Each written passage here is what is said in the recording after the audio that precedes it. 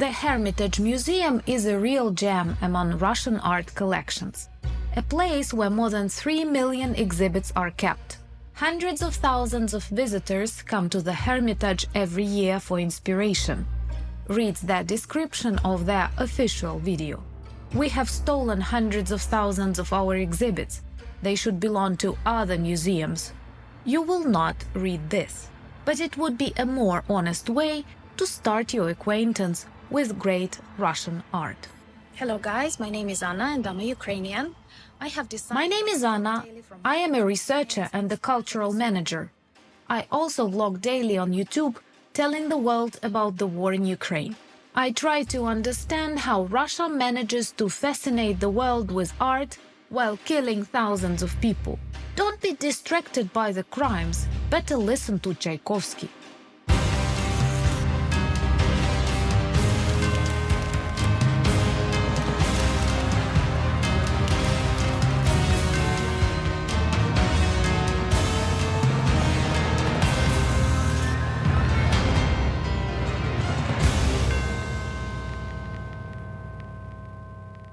The Russian State Historical Museum opens a pretentious exhibition called Novorossiya on Red Square in Moscow. The exhibition is an example of typical Russian propaganda. It tries to legitimize the so-called Novorossiya. According to the propaganda, this is a region that has allegedly always existed somehow separately from Ukraine.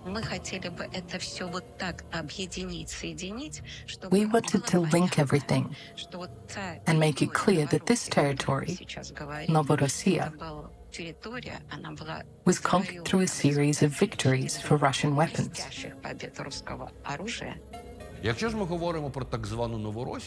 The so-called Novorossiya is a Russian imperial construct. These lands were not an empty territory that people from the north came to and created. The territories of Novorossiya are the territories of the Great Steppe, which were once part of the Crimean Khanate. These are territories that were constantly in contact with the territories of Ukraine. The fact that they were later colonized and cities were built there and named in Russian does not mean that nothing existed there before. What does this exhibition in the main Red Square in Moscow demonstrate? The way Russian cultural institutions justify the annexation of Ukrainian territories, and the way Russian museum workers personally participate in looting in Ukraine during the war. The director of the museum boasts how some of these exhibits were personally collected by his staff in the territory of the so-called Luhansk People's Republic. This means historical artifacts were taken out of Ukraine. All that can be added is that Russians have been doing it for centuries. What empires tend to do when they conquer territories is two things: either destroy cultural artifacts and cultural heritage, or steal it. All empires do it, and the Russian Empire certainly has done that. We can see it continuing. You know, it's happened in the past. That's why Russian museums and libraries are full of, you know, Ukrainian manuscripts, Ukrainian works of art. But we see it happening now. You know? The icon of Our Lady of Vladimir, which is kept in the Tretyakov Gallery in Moscow, is the oldest of the miraculous icons of the Russian Church. Nowhere in the description, of course, is it mentioned that this is a Ukrainian icon from Vyshgorod, which was stolen from the church in the 12th century by the Russian prince Andrei Boголюбский. The history of the separateness of the Russian people begins with the fact that Prince Boголюбский looted Vyshgorod, a city near Kiev, in 1155, and took out of the city an icon of the Mother of God of Vyshgorod, which had been in the city for decades at that time. Now this icon is known as the icon of the Mother of God of Vladimir, and it is the central icon of Orthodox Russia, although it was stolen from Ukraine. By and large, this means that their entire history begins with theft. This tradition has existed for centuries. The section Ancient Rus Art in the Tretyakov Gallery begins with the mosaic Demetrius of Thessaloniki. This is a 12th century mosaic from St. Michael's Golden Domed Monastery in Kiev. There is no sign explaining that this mosaic is from there. It just says, Demetrius of Thessaloniki, Ancient Rus Art. St. Michael's Golden Domed Cathedral is one of the largest shrines in Kyiv. It was built in the 12th century. The church was decorated by the masters of Byzantium. During its long history, it has survived many things: Tatar raids, wars, and fires. It did not survive the arrival of the Russian authorities. In 1937, the communists blew up the Golden Domed Cathedral to build a government quarter in the city center.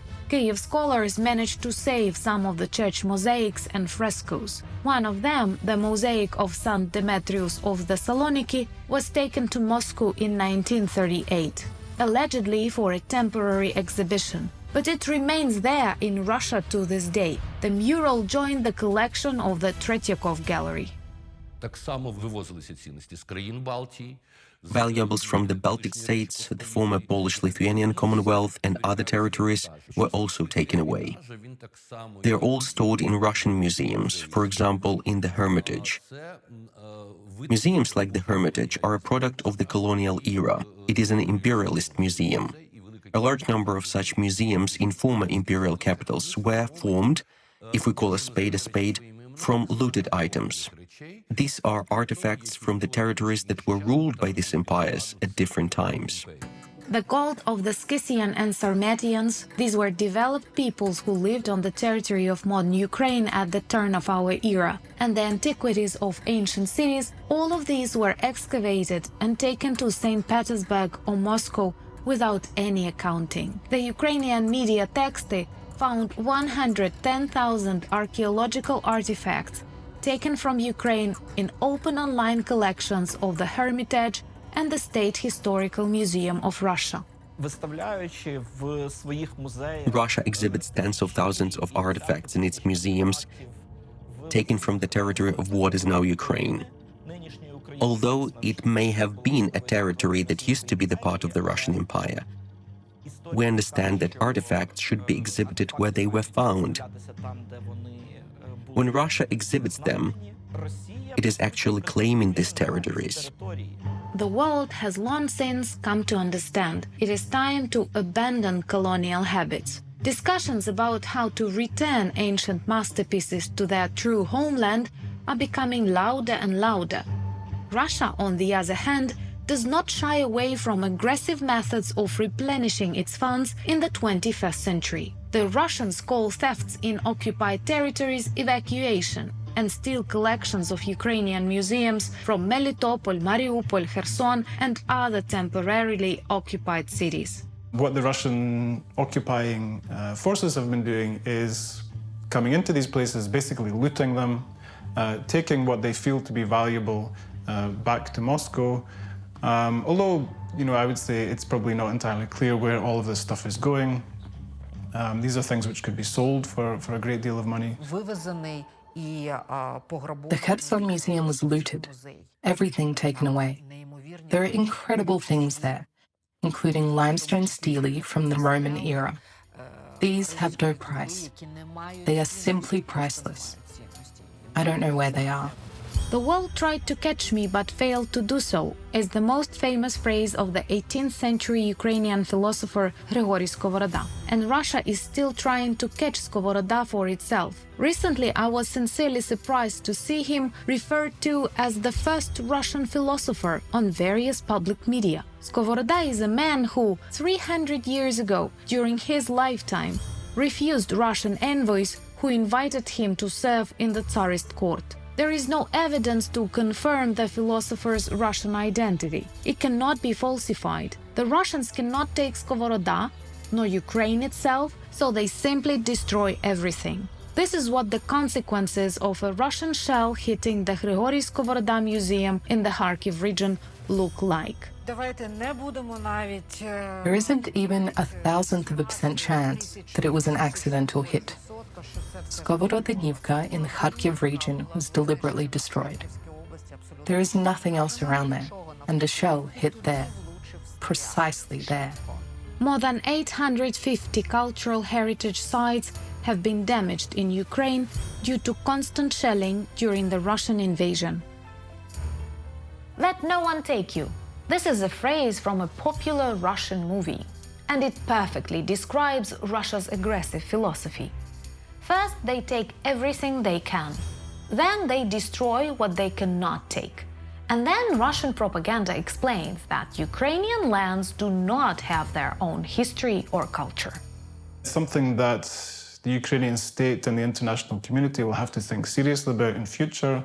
How do we reclaim the things that have been stolen by Russia? How do we get them back to Ukraine? How do we stop these things going abroad as Russian culture? We need to look at cultural institutions in Russia which have benefited from the theft of, from the robbery of Ukrainian museums and libraries and archives. If those institutions have benefited from those crimes, then we absolutely cannot work with them. We have to make sure that we know who is involved, who is responsible. Along with the destruction of Ukrainian monuments, Russia is actively promoting its culture in the occupied territories. The so-called Donetsk People's Republic is a terrorist organization that seized power in the Donetsk region and which Russia has recognized as its own administrative unit. This Donetsk People's Republic is among the top 10 regions that received the most money from the Russian Presidential Fund for Cultural Initiatives. A large number of museum initiatives, new memorials that are being created in the occupied Ukrainian territories, are financed directly from the Kremlin dictator's fund, the so-called Presidential Fund. Therefore, this is absolutely a propaganda program for the new wave of colonizations of Ukrainian territories.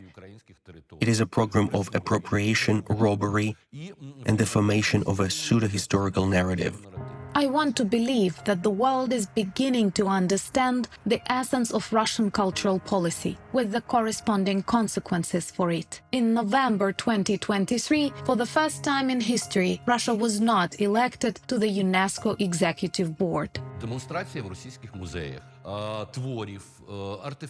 The demonstration of works and monuments stolen from Ukrainian museums in Russian museums is a legitimization of the theft. This is absolutely indecent behavior for scientists of the 21st century. For the entire period of Russia's war against Ukraine, not a single Russian museum worker has protested against the theft and looting of cultural property of another country. The only thing Ukrainian culture really needs is peace from Russian encroachment. I am proud that my city, Lutsk, has a museum of contemporary Ukrainian art. Even despite the war, the Corsak's museum impresses with its exhibitions, welcomes visitors, and popularizes Ukrainian art in the world. Ukrainian art is also known in the world thanks to the artist Arkhip Kuindzhi. His museum in Mariupol was destroyed by Russian shelling in March 2022. Kuindzhi's painting, Red Sunset, is on display at the Metropolitan Museum of Art in New York. The artist, who was born and lived in Ukraine all his life, was returned to his cultural identity only after Russia launched a full-scale war.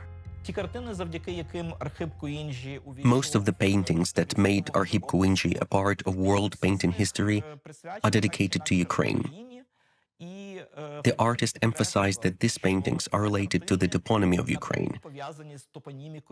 He called his paintings Evening in Ukraine, Moonlit Night on the Dnipro, Morning on the Dnipro. He emphasized that the place of these landscapes was important to him. It is not surprising that Kuindzhi felt a connection to Ukraine, because he was born here. Of course, he is a Ukrainian artist.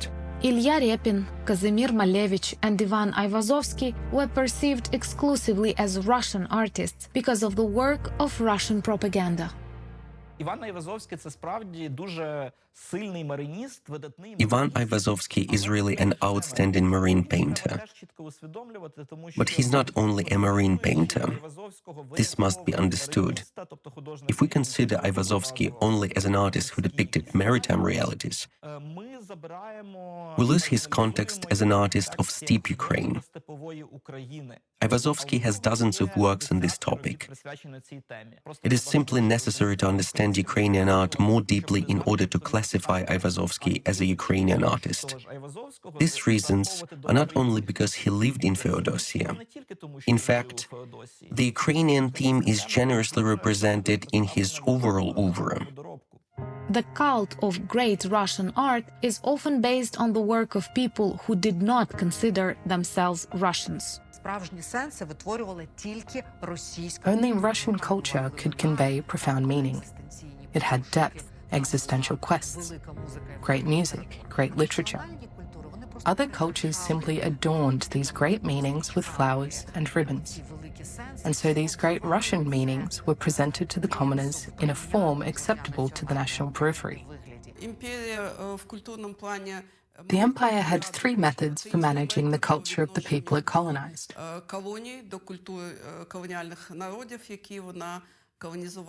The first was appropriation.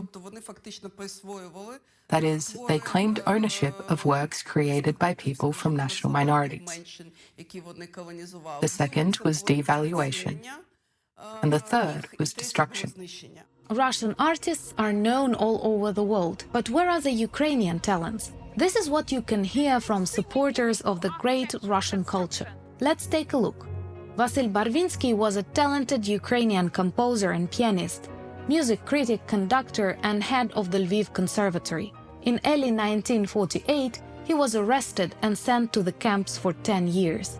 At the Ministry of State Security of the USSR, the composer was forced to sign a document with the words, "I authorize the destruction of my manuscripts."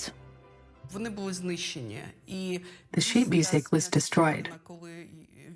After Stalin's death, when Barvinsky returned from the Gulag camps, he dedicated his entire life to remembering and restoring the sheet music that had been destroyed by the Soviet authorities. Culture is always underestimated because culture is always standing for the good and for the humanistic goals of humankind.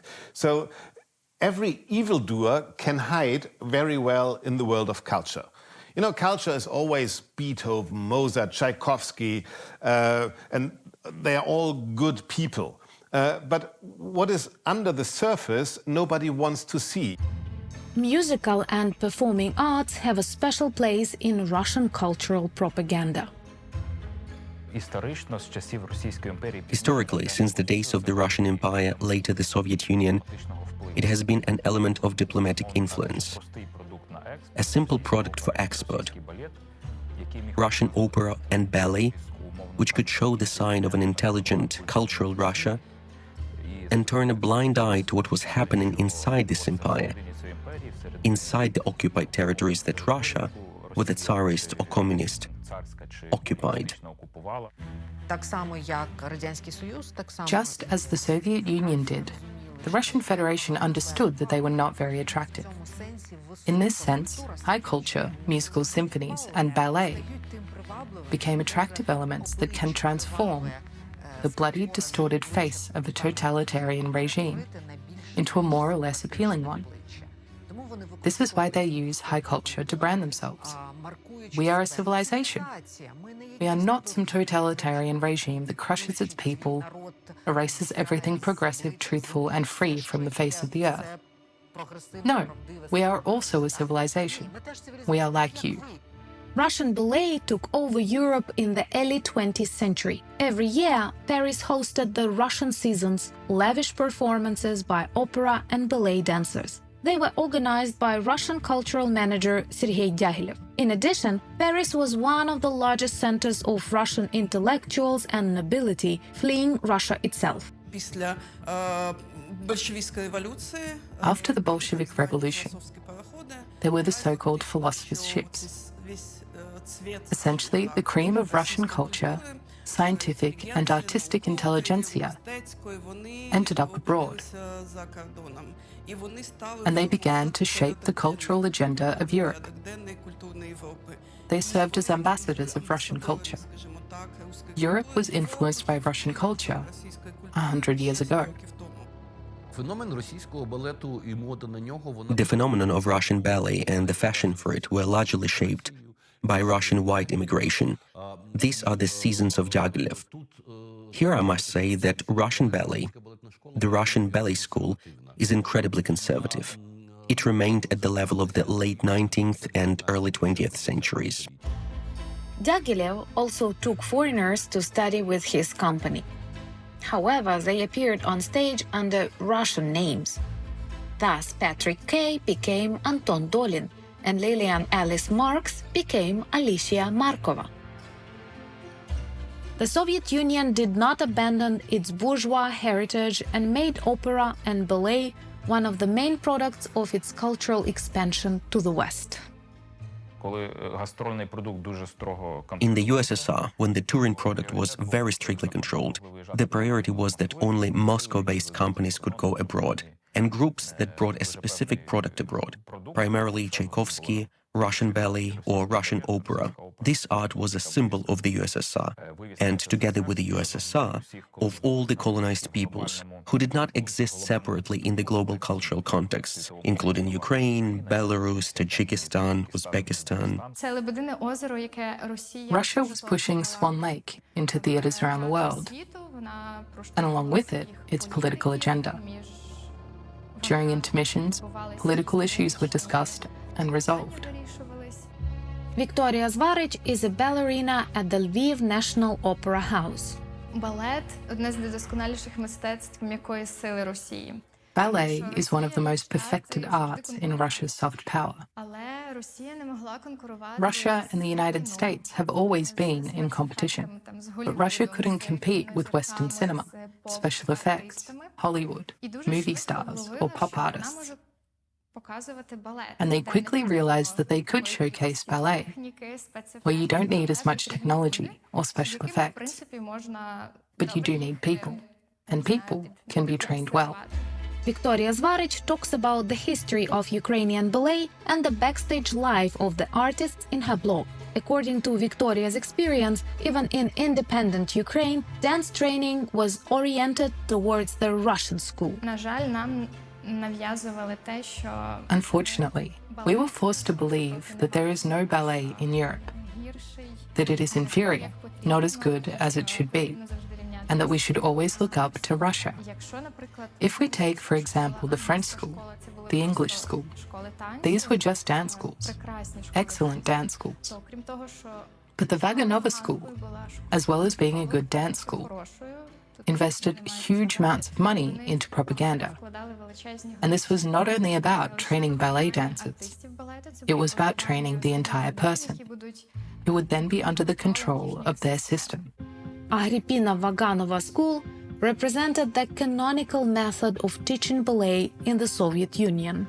І от з 1940 From 1940 and onwards, entire graduating classes of ballet dancers were sent from Russia to Lviv and throughout the Soviet Union.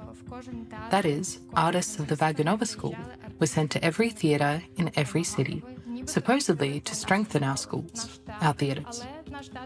But in reality, this just made our existing theatres disappear. Russia flooded all the theatres. And so a myth was born. If we invite artists from Russia, it must mean that we don't have our own artists. And everyone began to look up to them, the Russians. These generations of artists became teachers, and they educated people in Lviv according to the Vaganova system. Whole generations of ballet dancers throughout the Soviet Union were brought up on this system. There was no alternative. As the result, there was only the Russian school and the Russian ballet on the vast territory of the Soviet Empire. На всіх територіях, наприклад, які окупував радянський In all the territories occupied by the Soviet Union, whether it was Ukraine, Belarus, or even Central Asia, it was important for the communist authorities to have a standardized opera and ballet theater with a Russian repertoire. In this way, this communist Russian culture was also centralized. Росія працювала століттями. Russia worked on this for centuries. This is a problem with empires and colonies. And now we are facing the consequences. Because for years, centuries, Ukrainians were taught that what comes from Russia is central, good, and high quality. And we on the periphery cannot, by definition, have anything as good or high quality. The long-lasting influence of the Russian Empire on enslaved peoples is not always easy to see. The dominance of Russian culture is one of these non-obvious factors. Our theatres, for example, our Lviv theatre, were packed with Tchaikovsky. We had a season where we performed Swan Lake 4 to 5 times a month. We didn't create anything new because we had Swan Lake, which people would always come to see, because it was so heavily promoted. Yes, the music is brilliant, the staging is brilliant, but a lot of money was invested in PR and propaganda. That's why it's so famous. In 2023, the Kyiv Conservatory is still named after Tchaikovsky. In Zaporizhia, which has been living under constant Russian shelling for 2 years, there is a Philharmonic concert hall named after the Russian composer Glinka. He was the author of the opera Life for the Tsar. Glinka as a figure is the personification of Russian imperial propaganda. He has an opera called Life for the Tsar. When the communists came in, they could not stage the opera because everything was anti-Tsarist. They renamed it Ivan Susanin and made the main character not the Tsar, but the peasant Ivan Susanin, a proletarian, so to speak. That is, this is music that served as a propaganda for the Tsarist regime, then for the communist regime, and now propaganda for the Russian regime. Now it is officially the first Russian opera. A decision was made to conduct a special military operation.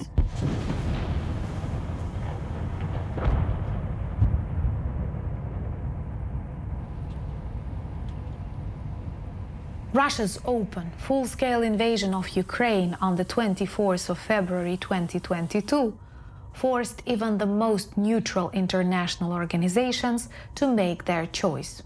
Most theaters asked Russian actors and managers express clearly their position on the war in Ukraine.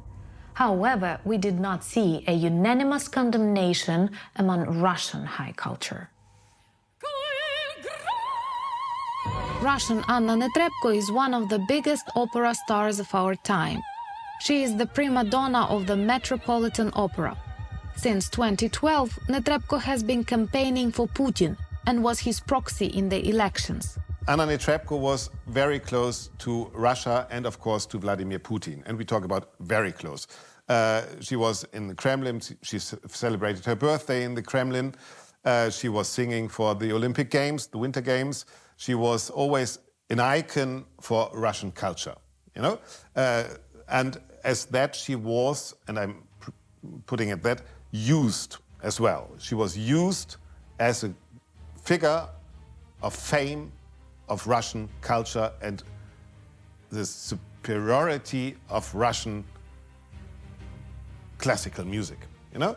And of course, it's a nice life as long as the world is okay, you know? You are the shining, smiling soprano of Putin, and on the other side, you are the star of the West. In 2014, she donated 1 million rubles to the Donetsk Opera House. Of course, Netrebko knew that Russia was illegally occupying Donetsk, but that didn't stop her. She handed over the money to the collaborator Oleg Tsarev, held a joint press conference with him, and posed for pictures with a separatist flag. She is not blind. She saw what kind of flag there is, and she saw who is standing next to her. She didn't donate this money just by putting it on an account, on a PayPal account, but she traveled there and gave it. So, I mean, it's quite obvious that it was no incident. This is behavior that, in my opinion, excludes Netrebko from a decent cultural world community. No matter what talents a person has.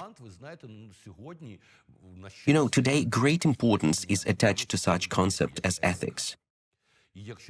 If a person is not ethical, if a person violates the rule of law, if a person justifies violence, he or she cannot be welcomed as a cultural figure. He or she must fall under the culture of rejection, just like those celebrities who have raped someone. In fact, Netrebko participated in the rape of entire country. In 2022, Netrebko decided to remain silent, but it didn't work out. She was fired from the Metropolitan Opera. The singer's public stance on the war in Ukraine emerged only when the world theaters began to close their doors to her one by one. Russian singers, Russian musicians, Russian whatever, they are people invariably who have had some kind of relationships with the Russian state, with the same government who's committing atrocities in Ukraine every day. So those people have a responsibility to speak out about it.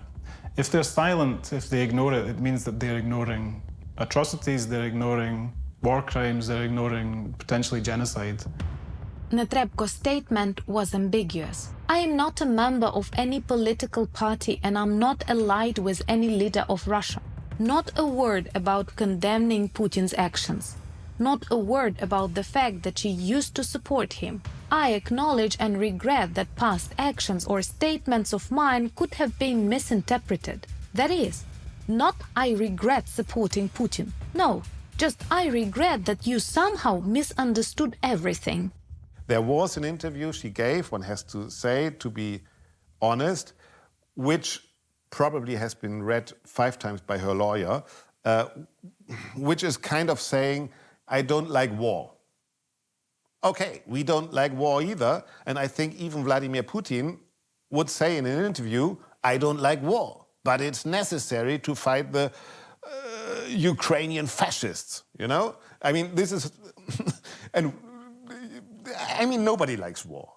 Hitler did not like war either, he would have said, you know? So what statement is it to say, I don't like war? It is no statement at all. For the last 15 years, Netrebko has positioned herself as a Russian soprano and a leading figure in the Russian repertoire. But the difficulty is that she has been living for many years in Vienna, in Austria. She has Austrian citizenship, and this allowed her to slip out of this situation. She has a lot of European connections. She has returned to the European market, not to the American market, but at least to the European market. And now she is giving successful concert despite the protests of Ukrainians. The opening of the season of the Milanese opera La Scala is a cultural event of global proportions. The theater season for 2024 opens with an opera with Russian singer Netrebko. And for the 2nd year in a row, the Milan Opera demonstrates that it will not abandon Russian culture. On the 7th of December 2022, I was sitting in my apartment by candlelight. Russia had been shelling energy facilities in Ukraine all fall, leaving millions of people in the dark and cold.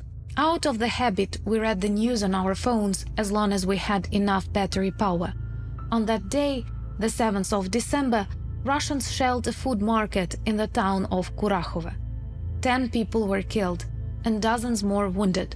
Said Ukrainian statistics: 7 missile attacks, 16 air attacks, more than 40 attacks from multiple missile launchers in one day. On the same day, President of the European Commission Ursula von der Leyen announced another package of sanctions against Russia, which continues to kill Ukrainians. On the evening of the 7th of December, Ursula von der Leyen went to the opera. La Scala opened the season with a production of Boris Godunov. Most of the singers on stage are Russians.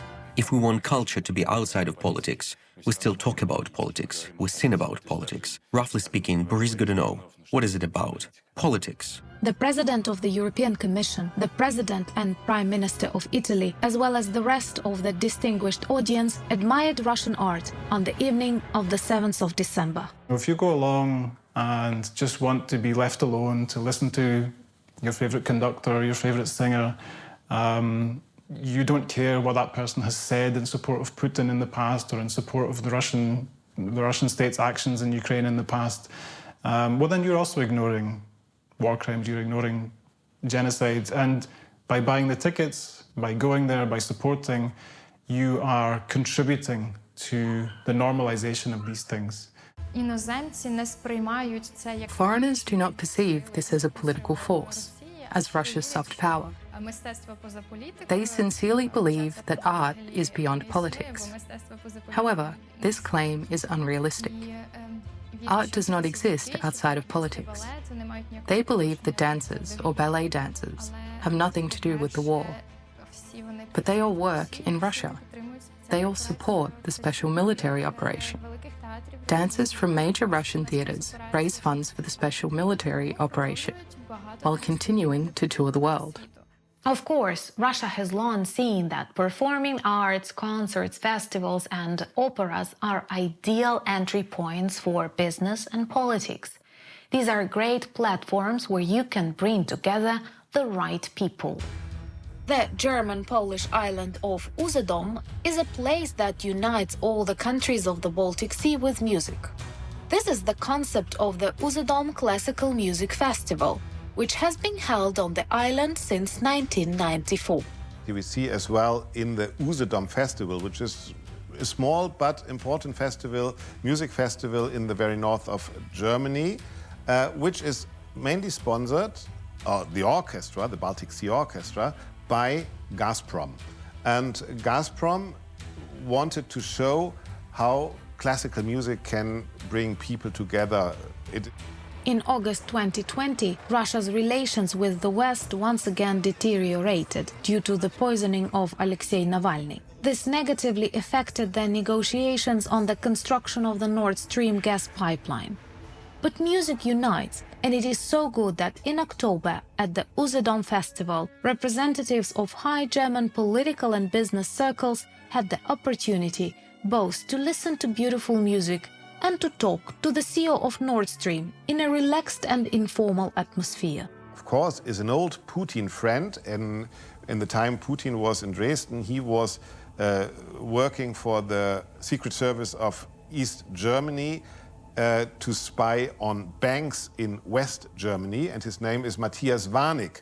He is the head of Nord Stream 2, a German. And of course, at this Usedom Festival, we saw that for the concerts, there were invitations to Gerhard Schröder, the former Chancellor of Germany, to Angela Merkel, who was there. And lots of people came. And again, it was a proof that culture is just a surface to bring economy and politics. They have always worked this way. They promoted their art everywhere. And alongside the art, they promoted their political views. A number of investigations by European media have shown that lobbying for Russia's business and political interests in Europe through partnerships and sponsorships in cultural sphere was systematic. And we always think, they are doing something good. And we always declare it as bridge building for peace. But now that the whole Gazprom deal kind of, we learned in Germany what that means to be dependent on Russian oil, that it can be switched off within a second. We saw that, of course, the cultural involvement and the millions which were paid were an investment into German society and infiltrating German society. And there we have to be, we must not be naive. Culture can be good, but culture can as well be used for the sake of the bad. And we always have to check and double check who tries to sponsor and to finance culture with what means. Many cultural events in Europe have been organized with Russian money.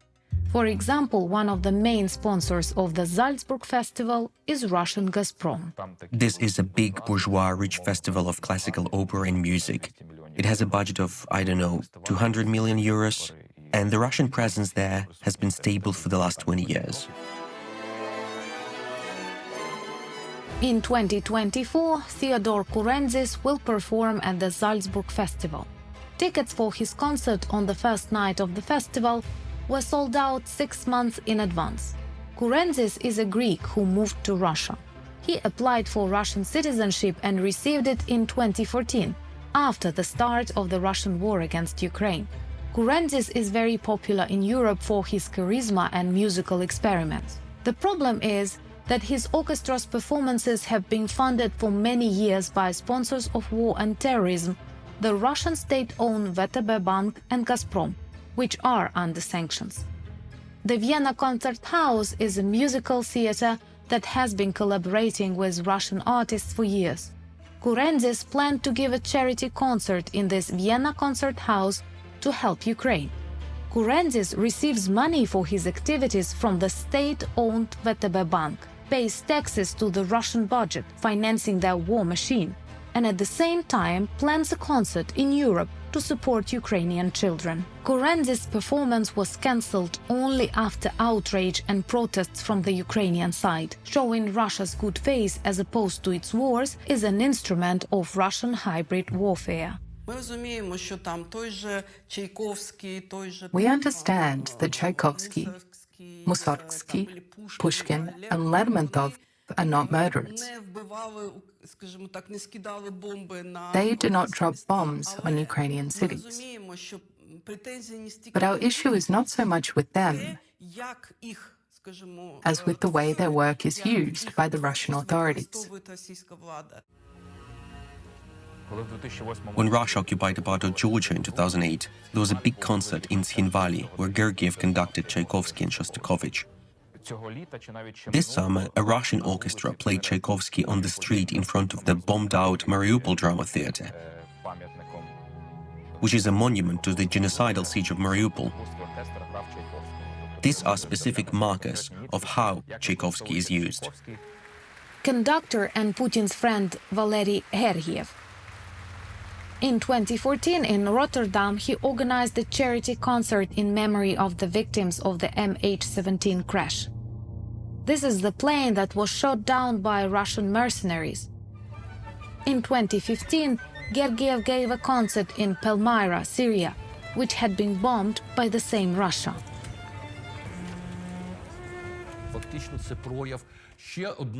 This is a manifestation of another kind of rape. First, we destroy cities in Syria, and then we bring them big Russian opera. Those whom we have not killed, we will make them admire the grandeur of Russian culture.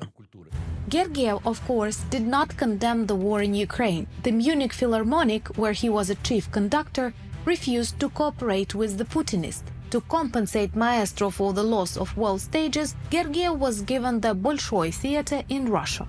This is in addition to the Mariinsky Theater, which he has led for over 30 years. I devoted a significant part of my life to what is called propaganda. He says the war is good. He says homosexual people have to be followed by government. He says Putin is great, and he has to take the consequences. He has to stay out of Europe.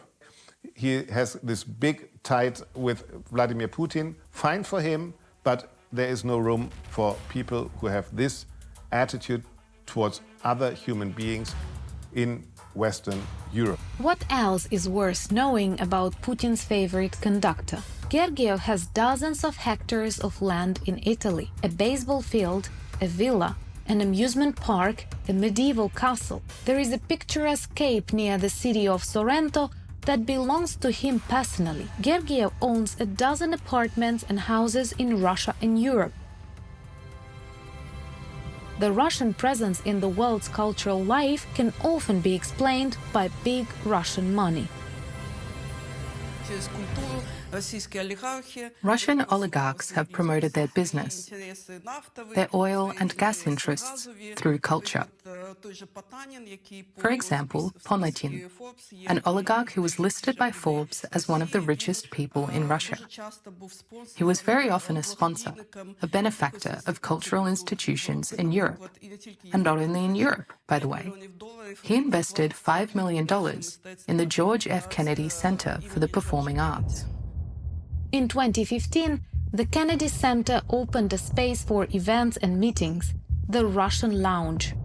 It was built for 5 million euros by Russian oligarch Vladimir Potanin, one of the richest men in Russia. In 2022, the name was removed. Let's consider the art auctions that are held around the world, where Russian oligarchs buy artworks of themselves, purchasing the most expensive lots. Of course, the owners of these art salons are interested in Russian money. After a full-scale invasion of Ukraine in 2022, trends are changing. Russian oligarchs are under sanctions. You won't find outright Putinists in Europe anymore. But good cultural figures in Russia are still being persistently sought after.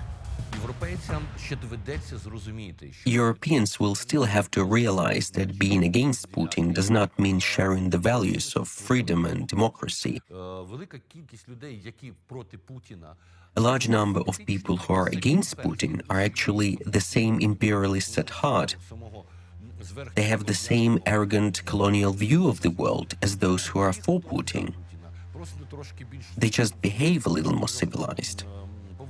Russian filmmaker Kirill Serebrennikov is one of those who are considered dissidents in the West. He lives in Berlin. He is staging a production based on the novel V at German theaters. Mykola Gogol's play is about the Russian-Ukrainian war. Ukrainians staged protest because the play absolves Russia of responsibility for the war. For Serebrennikov, war is bad for everyone, and Ukrainians and Russians are just fraternal peoples who have been pitted against each other. Serebrennikov and those Russians who have now left, many of them are also products of Putin's Russia. Absolutely.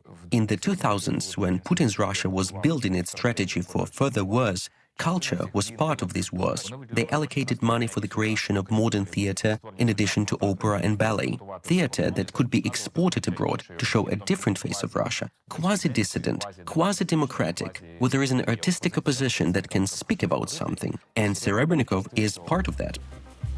Serebrennikov is considered a dissident because he was under house arrest for some time in Russia. Despite the fact that he was under house arrest, it is absolutely clear to us Ukrainians that he is part of Putin's Russia. In a very strange way, during the beginning of the Great Invasion, he was released from this house arrest and found himself in Europe, as if he were the voice of another Russia, which does not really exist. We will need to fight a lot more, and not just with the classic Russian propaganda, which spreads fake news to its audience, but specifically against these agents in the West, who have been living there for years and are considered by Westerners as one of their own. We will need to fight against these so-called good Russians, who are considered by the West as successors or good replacements for Putin. Nowadays, the entire Russian cultural sphere works for the propaganda of the state policy. Musicians such as Gergiev, Kurendis, Netrebko, who have millions of fans around the world, along with art, convey the messages that Russian politicians want. Soft propaganda works on us when we least expect it, not when we stand ready, waiting for Russia to say something. It works on us when we sit back, relaxed, eating popcorn and chatting with friends. And here, in this unprepared, relaxed moment, these messages influence us and manipulate us, unfortunately, quite effectively. Mikhail Piotrovsky, the director of the Hermitage, calls the war a nation's self-assertion. Musical, dance and museum institutions assert themselves by glorifying the aggressive policy of their government. Russian museum workers steal Ukrainian artifacts. Russian orchestras come to play on the ruins of the bombed cities. And Russian companies buy festivals to lobby for the Kremlin. Great Russian art, as it is.